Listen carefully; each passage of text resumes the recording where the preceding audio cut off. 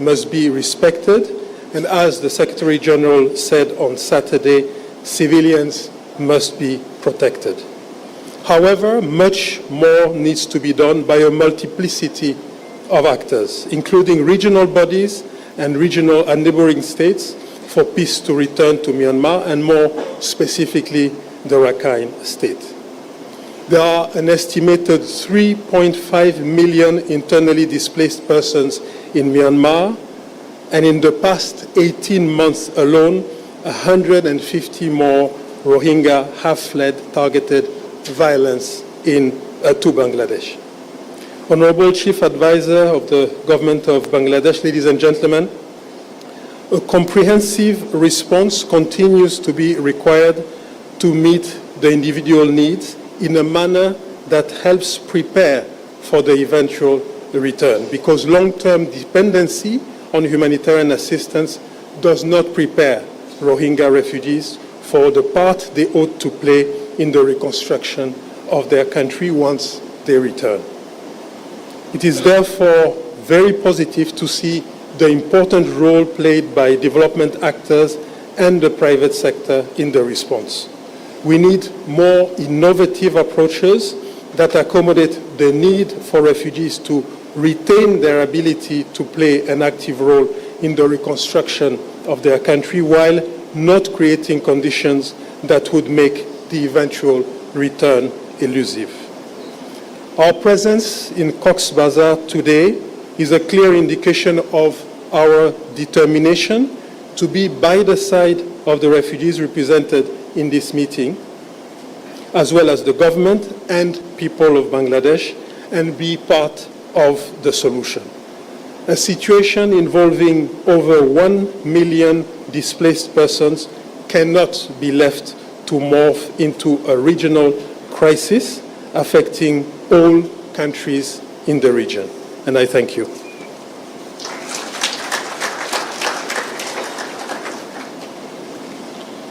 Thank you, sir. Distinguished ladies and gentlemen, at this point, may I request His Excellency Mr. Farooq-e-Azam, Bir Pratik, Honorable Advisor for the Ministry of Disaster Management and Relief, to kindly make his remarks. Sir.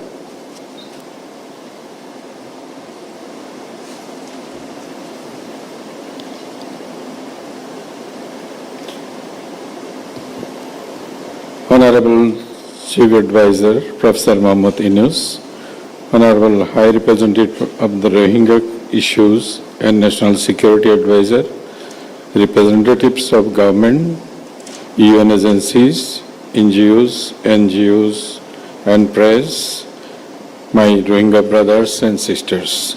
Assalamu alaikum. It is indeed my honor to speak before you. Today's dialogue in more than a conference. It is call to action for অসময়ে টানা বৃষ্টিতে শহর জুড়ে জলাবদ্ধতা বিশেষজ্ঞদের মতে পানি কমতে সময় বেশি লাগছে জমিনতার প্লাস্টিকের কারণে দেখছেন কি অবস্থা পোলাবেন মাছ মারে কেমনে ফিশম্যান বোয়াল না ইলিশ আরে আঙ্কেল আমি তো ধরছি পলিথিন কেন তরু বাইরেও পানি টিভিতেও পানি তাইলে করবোটা কি সবাই বসি দিয়ে পলিথিন তুলে ফেললেই তো পানি চলে যায় তুমিও তুলবা আঙ্কেল ওরাই পারে এমন করে ভাবতে আর এমন সব ভালো ভাবনাগুলোই বাংলাদেশ পলিউশন কেমিক্যাল ট্রিটমেন্ট চুলকে করে ড্যামেজ রুক্ষ আর আউট অফ কন্ট্রোল কিন্তু আমার কাছে আছে Emami 7 oils in 1 non sticky hair অয়েলের আর্গান ওয়ালনাট আমন্ডের মতো 7টি তেলের শক্তি যা চুলের গোড়ায় গিয়ে ড্যামেজ চুলকে করে 20 গুণ মজবুত রাখে all day set Emami 7 oils in 1 strong inside set outside 7টি তেলের পুষ্টি আর ডাবল কন্ডিশনিং ফর্মুলায় তৈরি নতুন 7 oils in 1 double conditioning shampoo 7 oils shampoo মানে সারাদিন ফিঙ্গার কম রেডি আর সারাদিন পারফেক্ট চুল NGOs, bilateral and humanitarian partners, and our law enforcement agencies have been working together to provide food, shelter, health, education, water, sanitation, protection and security to the Rohingyas in the camps. Thanks to strong partnership with the international community, which has been highly useful and will remain crucial in rendering humanitarian assistance to the Rohingyas. Now we are facing a serious challenge because of declining in donor funding. Any cut in essential support will have grave consequences. Hence, I urge upon the international community to continue to support to the Rohingyas until a durable solution is found. Hosting such a huge population has impact on our environment, economy, and resources. Rohingya crisis is causing the increase of human and drug trafficking across the borders. Such transborder crimes will cause regional security and instability.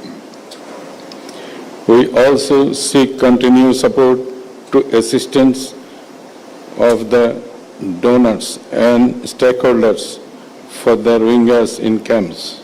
This will help continue life-saving programs for them. We urge upon the donors and partners to continue to share the burden of the Rohingya crisis until they return home. Only early voluntary, dignified and sustainable repatriation of the Rohingyas to their homeland in Myanmar is the permanent solution to the crisis.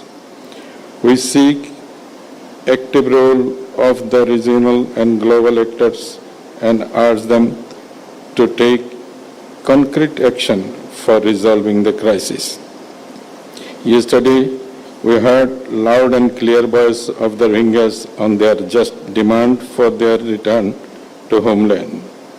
We call upon the international community to come forward to materialize these hopes and aspirations in this regard. The Rohingya crisis has already turned into a humanitarian tragedy, and its solution needs active role of the regional and global actors. In that pursuit, let us work together to translate this succession of the dialogue into the decisive action for a future where every Rohingya can return home with rights restored, dignity upheld, and justice. Thank you very much.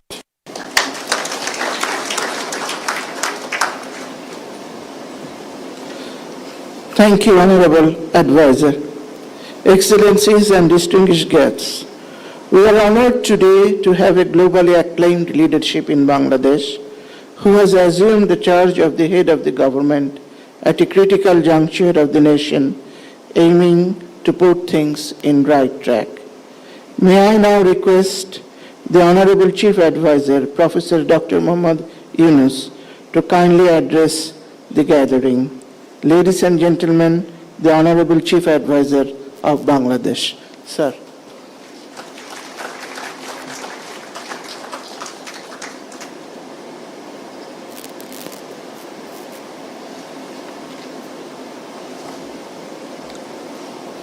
Good morning.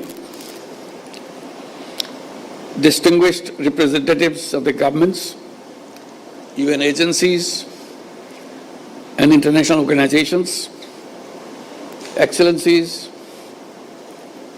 friends from the media, my dear Rohingya brothers and sisters, and ladies and gentlemen, Assalamu alaikum. I am happy to speak at this very important stakeholders dialogue in Cox's Bazar today. I would like to thank all of you for your presence and participation active participation in this very important dialogue. I come here at a very important moment in our political history. 1 year back, we have gone through a killing spree and followed by student-led uprising to free the country from the fascist regime. Now we are ready for another transition in our political history. We have announced the time for election. It's just about a year back, we had the uprising mixed with the killing spree. And the country has come to this stable enough and ready to have the election.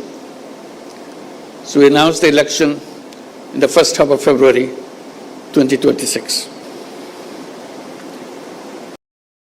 Interim government will be replaced by an elected government. We hope we can work out a solution to the Rohingya problem, to let them go back to their own home.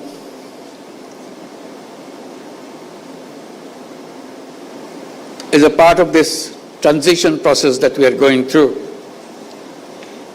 it will be complete when we see we have also achieved this goal, to have all our Rohingya guests to return to their own home in their own environment.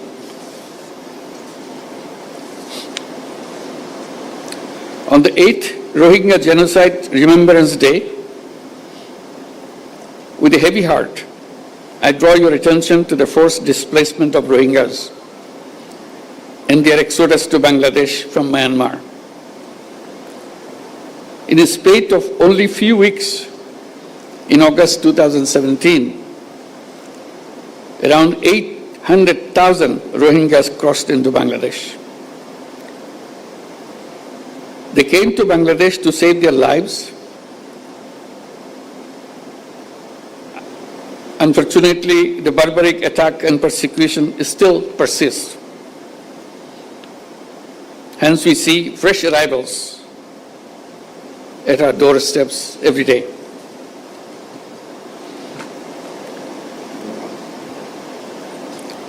On this fateful day, it is our moral responsibility to take the right side of history and stop the armed actors from carrying out their horrible design of ethnic cleansing of the entire Rohingya population. It will be a historic blunder if we wait for seeing the very last Rohingya living Rakhine. We cannot let it happen. International commitment is to help the Rohingyas to go back to their own home. When Secretary General came in March here to be with the Rohingyas during the month of fasting, and he himself gone through the fasting for the whole day and meet for iftar, breaking of the fast, with nearly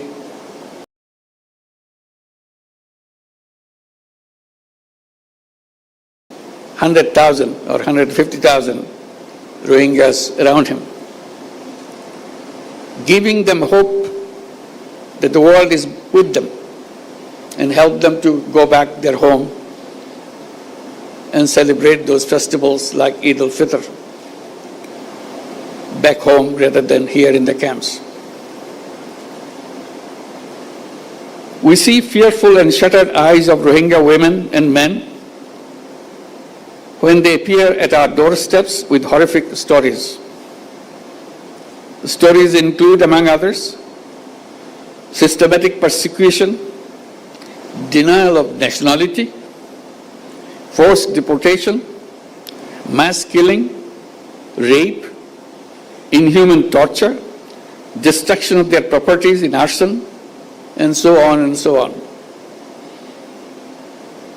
That is why in 2017, and even before that, Bangladesh opened its border to the Rohingya in a humanitarian gesture to save their lives despite resource and capacity constraints. This manifests our empathy and compassion towards fellow human beings during their gravest humanitarian crisis. We don't afford anymore to stand silent at the protracted situation of the Rohingyas. Hence, we urge upon the international community to undertake collective efforts to stop the Myanmar junta and the Arakan army from unleashing violence against Rohingya. Effective role of the international community is much more needed than ever before. Excellencies and distinguished guests, I acknowledge the continued support, assistance, and solidarity of the donors, our partners, UN agencies, international organizations, and friends across the globe to the Rohingyas sheltered in Bangladesh. We greatly value your compassion and continued partnership for the Rohingyas. Your continued support will remain pivotal and exigent until they return home. Bangladesh now hosts 1.3 million forcibly displaced Rohingyas from Myanmar. That makes Cox's Bazar the largest refugee camp in the world. In addition, around 32,000 new babies are born each year in these camps. On the contrary, only less than 500,000 of them are living in Myanmar. This picture manifests that due to continued persecution, Rohingyas continue to leave Myanmar. During last 8 years, people of Bangladesh, in particular the host community here in Cox's Bazar, have been making tremendous sacrifices. The impact on our economy, resources, environment, and ecosystem, society, and governance have been huge. I thank our host community and the people of Bangladesh for their wholehearted support and enormous sacrifices for the Rohingyas. We don't foresee any scope whatsoever for further mobilization of resources from our domestic resources, given our own challenges. Rohingya issue and its sustainable resolution must be kept alive on the global agenda as they need our support until they return home. In that spirit of solidarity, during the last Ramadan in March this year, the Secretary General of the United Nations, Antonio Guterres, and I joined with over 100,000 Rohingyas in an iftar in Cox's Bazar, as I mentioned before. I take this occasion to thank the Secretary General on behalf of all the Bangladeshis and all the people in the camp and all the Rohingyas, wherever they are. That was a wonderful gesture he did and uplifted the morale of all the people in Bangladesh and the Rohingyas, particularly around the world. You may recall that last year in the United Nations General Assembly, I made a 3-point proposition to address the Rohingya crisis. In recognition of my call, the high-level conference was envisaged for this year's General Assembly. I hope that this dialogue here in Cox's Bazar will contribute substantively to the conference in New York in shaping the roadmap for an expedited and permanent solution of the Rohingya crisis. My Rohingya brothers and sisters, Bangladesh supports and is working relentlessly for a sustainable solution to your crisis. This dialogue is aimed at amplifying your voice in rolling out a roadmap towards early, voluntary, and sustainable return to your homeland. Distinguished participants, it is not only the responsibility of Bangladesh, but also of the international community to share the burden of the Rohingya crisis, to reflect on the possible solutions, and to play an active role in implementing them. In going forward towards these objectives, I propose the following 7 points. First point, umbilical relationship of Rohingyas with their homeland cannot be severed. So their right to return to their own home and homeland has to be secured. Therefore, we urge all parties and partners to work hard for charting a practical roadmap for their speedy, safe, and dignified, voluntary, and sustainable return to their homes in Rakhine as soon as possible. We must not be held hostage to mere rhetoric. The time is for action right now. Second point, undiminished contribution of donors and humanitarian partners is essential to ensure continuity of life-saving programs. We make an appeal to the international donors to enhance their commitments in order to fill out the fund gaps in the joint response plan of 25-26. At the same time, we urge upon the stakeholders to undertake consolidated efforts for adequate and sustainable funding for future as well. Third point, all acts of violence against Rohingya must cease immediately. We urge upon the Myanmar authorities as well as the Arakan army to ensure safety, security, and livelihood of the Rohingyas. They should make sure that no more Rohingyas enter into Bangladesh. At the same time, they must allow internally displaced persons from camps in central and northern Rakhine to return to their homes inside Myanmar as soon as possible. Fourth point, a platform for consultation or dialogue is exigent for commencing communication, reducing tension, ending conflict among the ethnic communities inside Myanmar. We urge upon Myanmar government and de facto authorities in Rakhine to constructively engage in dialogue with the Rohingyas to promote reconciliation among themselves, restore rights of the Rohingyas, and facilitate their speedy repatriation back to their homes. Fifth point, role of the international community, in particular ASEAN and countries in the neighborhood, is indispensable to create conducive environment in Rakhine. We all support all international efforts to this end, including ASEAN's 5-point consensus. We urge upon the international community to be more active in advancing peace, security, and stability in Rakhine and in the neighborhood. We need to address and combat transboundary organized crimes, including human and drug trafficking, smuggling of small arms, and criminal activities that impact peace, security, and stability. Sixth point, regional and international stakeholders must continue to stand resolutely against the heinous crime of ethnic cleansing. Towards that, we urge upon all to calibrate their relationship with Myanmar and Arakan army and all parties to the conflict in order to promote an early resolution of the protracted crisis. Seventh and the final point, we urge upon the international community to add dynamism to the ongoing international accountability processes at the International Court of Justice, International Criminal Court, and elsewhere.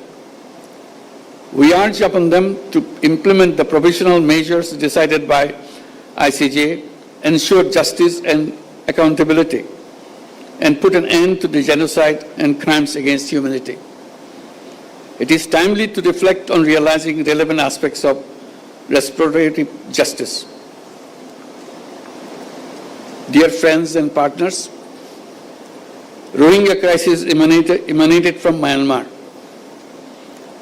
and the solution also lies in Myanmar.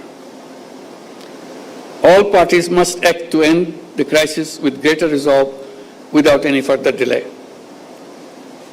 Your solidarity with the Rohingyas' voice could be a beacon of hope for them in reversing their marginalization and persecution as the starting point of their return to their homeland. Let us all join our hands and pronounce our determination to contribute to the dignified return of the Rohingyas, ensuring justice and accountability. I thank you all. Assalamu alaikum.